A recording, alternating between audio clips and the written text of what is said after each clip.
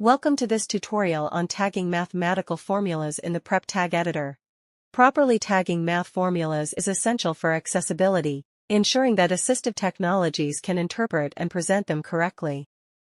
To tag a math formula, first, select the Math Equation section.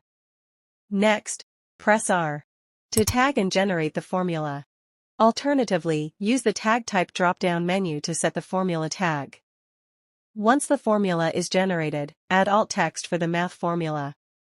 To add alt text for a math formula, select the math equation. Select the alt text tag.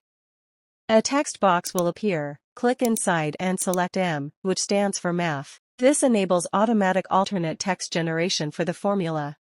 Alternatively, you can manually edit or type the alt text to make edits if required. Finally, save your changes. That's it. You've successfully tagged a mathematical formula in the Prep Tag Editor. Thank you.